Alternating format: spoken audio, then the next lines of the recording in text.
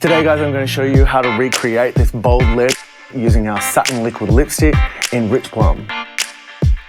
So our first step, and the most important step, is to prime the lips. I'm using the Perfecting Lip Primer, making sure to go over the edges a little bit so that we get no feathering with a bold color. What's really important when doing such a bold lip is to make sure that you define the lip first. I'm going to use our berry pencil.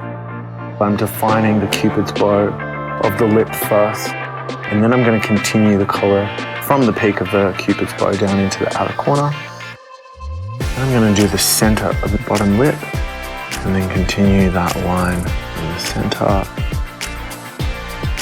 Continue that berry pencil right from the outer edge of the lip, right into the center. This is just going to help with longevity and improve the color, giving it a really wow factor.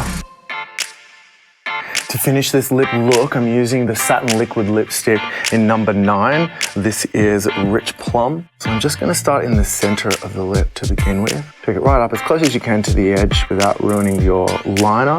I'm going to put a little bit of the color on the back of my hand, starting in the inner corner, using the flat edge of the brush, and then just push the lip brush up, letting it follow the natural line of the lip.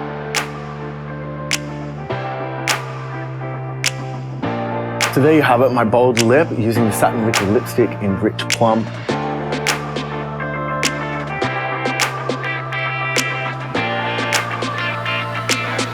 I'm going to take a little bit of the product and apply it on the back of the hand. Using the angled brush, I'm going to define my tick of my liner. And then taking the liquid in the outer corner of the eye, I'm going to bring that right along the lash line, as close as I can to the lash. And then I'm going to join that line I first did off the outer corner of the eye onto the lash line.